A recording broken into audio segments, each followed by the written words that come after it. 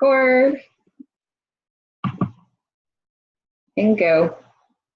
Hi, this is Brittany Kowach. Robin Linus. Samantha Hale. And this presentation is on the importance of implementing an information technology data security plan for our class HIM 2820C. So our presentation objectives, in the year 2018, they saw the total of 18 data breaches, which exposed 100,000 or more health records. So of those 100,000 health records, 8 of those breaches were at least 500,000 health records. 3 of those breaches were more than 1 million, health records. And we also will look at what it's basically, in this presentation, we will look at what information and security privacy is, who should implement it, how and when to implement, and why it is important to develop a data security plan, as well as why it's important to implement one. So information privacy and security is a top priority for healthcare professionals. Providing quality care is a major goal and also is a growing concern. According to the journal in 2018, as of December 27, 2018, the Department of Health and Human Services and the Office for Civil Rights, OCR, has received notifications of 351 data breaches of 500 or more healthcare records. Those breaches have resulted in the exposure of 13,020,821 healthcare records. The most common threats to information security include external hackers, internal hackers, malwares, and employee mistakes. However, the most common are cyber attackers or even external attackers. The most common through cyber attacks, though, are through virus and worms, Trojans, phishing and pharmacy, adware, spyware, and ransomware. In 2016, you can see there a graph here, the data breaches by industry. And in 2016, healthcare had the largest data breaches with 27%. Financial, I think it was 9%, right? Financial and technology, can't tell the difference. And then technology was close, or 12%. We had 11% with retail. Samantha, you're covering one. Education with 11% and other with 16%. Is this still me? Healthcare insecurities are easy targets.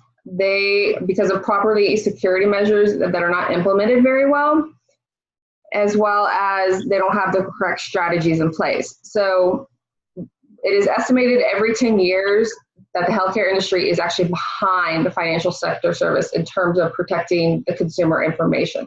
So it is twice as easy for those hackers to get that sensitive financial information of the patients out of the healthcare company compared to like a bank. Again, some of the common threats to information security are the external hackers, the internal hackers, malware, and employee mistakes. And cyber attacks are also known as external attacks, viruses and worms, Trojans, phishing and pharming, adware, and spyware and ransomware. So what exactly is a security data plan? You can look at that information technology security policy, much like you can look at a home security system. The home security system protects the integrity and privacy of the home, just as the security policy would ensure the protection of patient data.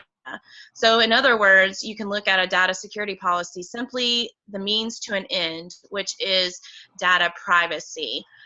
And I know that sometimes data information technology, the privacy and security can be put to the back burner because you're dealing with, insurance companies, demanding schedules, And you want to make sure that you're providing excellent patient care.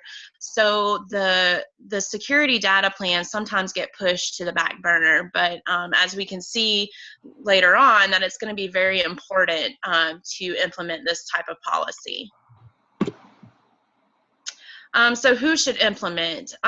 Anyone that is involved in patient care should have an information technology data security policy. Smaller offices are just as much, if not more, of a target as larger healthcare organizations. According to MD Licks, 36% of data breaches occurred in hospitals, 22% in urgent care clinics, physician offices, and 21% in health insurers. And almost all victims took some sort of action, with 25% changing their healthcare providers, 21% changing their insurance plan, and 19% seeking legal action. Single breaches can cost roughly $408 per patient record, and this could be detrimental to a smaller healthcare facility.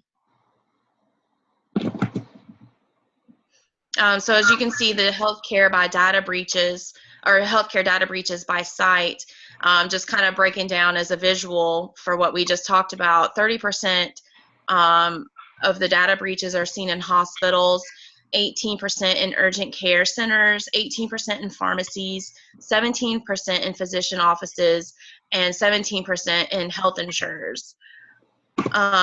So going back to how it can be detrimental, you know, a small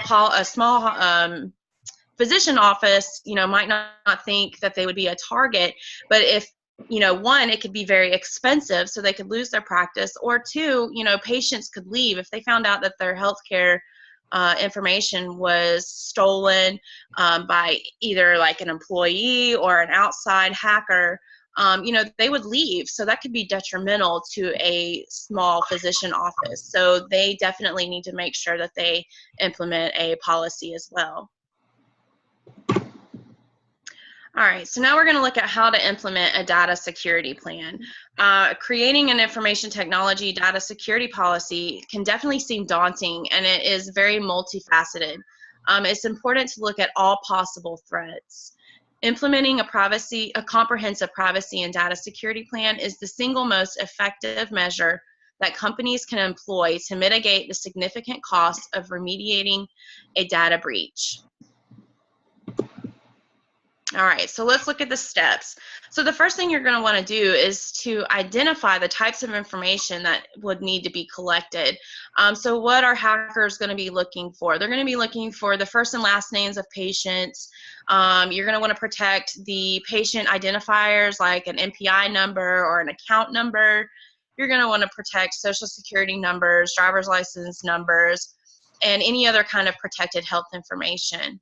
The second thing you're gonna want to do is look at your laws and regulations for your particular state that pertain to information that should be implemented to ensure compliance. So you're going to look at laws and the laws and regulations could range from simple to complex examination of data protection regimes, audit protocols, and industry standards. So depending on the state that you're in, and also depending on how big of a healthcare system you're at, could determine how complex that your policy needs to be. So the next thing you're going to want to do is you're going to want to form a team. This team should consist of employees within the organization who would be responsible for ensuring information security and privacy. So those people include board members and employees from IT, human resources, and the hospital's legal team should also be a part of implementing these plans. And then you're going to want to do a risk analysis. So where is your healthcare system's weaknesses? You know, if you look at University of Florida, Shands, they have Epic, which is online and can be accessed anywhere. Employees can access it at home as well. MyChart, so patients have the patient portals. And all of these are places where hackers can get into the system and steal information. So, you know, not only do you want to protect that, but you want to make sure that password protection is up to date, that your employees are using strong passwords, they're not walking away with their computers open, and you want to make sure that you have strong firewalls as well. And now you're going to want to develop a solution. So those solutions can include tracking and monitoring network access, employee policies and procedures, and you want to come up with a plan on how you're going to respond to those breaches. And then, of course, you're going to want to do regular audits. And now we're going to implement that plan. So after we've implemented it, you're going to want to make sure that you conduct regular audits of the policy to ensure that it's working properly and will give opportunities to improvement if necessary. So once you're doing these, once you've implemented your plan, and you kind of want to go back and make sure that it's working properly. And if you see an aspect of the plan that is not working, you're going to want to revamp that and make it better. And something else to consider is the size of the organization. Sometimes a small practice won't have the resources to develop and implement a data security plan. So outsourcing it to a security provider would be recommended. All right, guys, so when is the right time to implement a security plan? According to the Health Insurance Portability and Accountability Act of 1996, all covered entities except small health plans must have or be compliant with the security rule by April 20th, 2005. Small health plans had until April 20th, 2006 to comply. That being said, all healthcare organizations should have some kind of data security plan in place or policy in place at the time that it is created. So also, why is it important to have a data security plan? Statistics show us that the number of healthcare breaches are only increasing. According to a Journal of HIPAA article, twice as many healthcare records have been exposed in 2018 than in 2017. Statistics also state that half of these breaches are caused by cyber attackers. According to a quarterly report prepared by Protonus and databreaches.net, and I can show you on this next page here.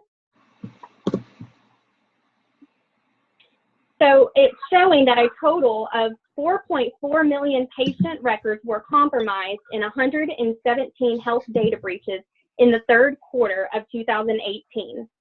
These figures compare with 3.15 million records compromised in 142 health data breaches in the second quarter, and 1.13 million patient records compromised out of 110 breaches in the first quarter, according to this Protonus. Sorry, guys. Thanks, Robin.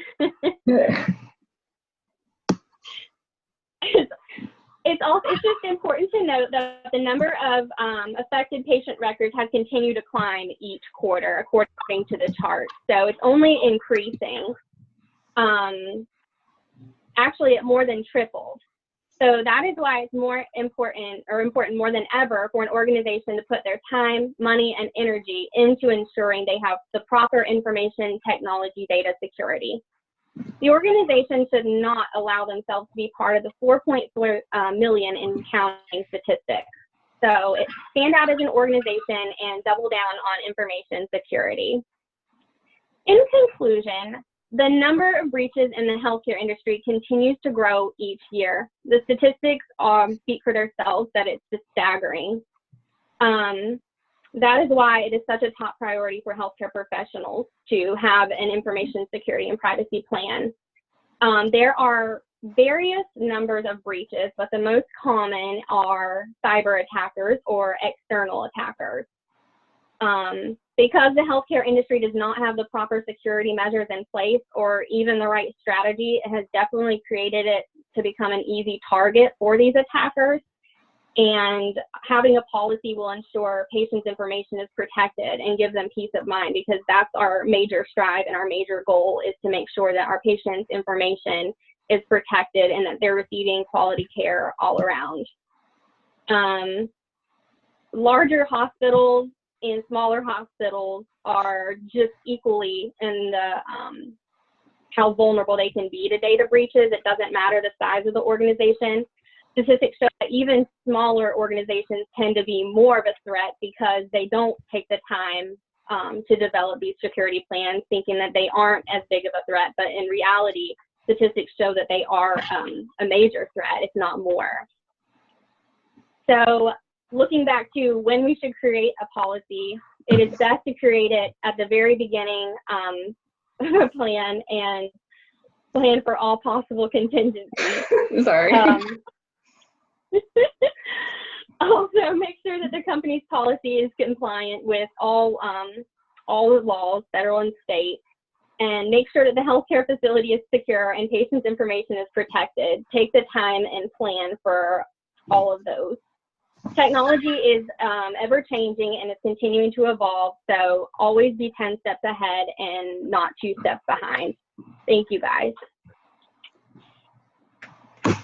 Those are our references. Okay. All right, let's stop this bad boy. Hi, everybody. They still recording. Where's my little thing to stop recording? There we go. Hold on.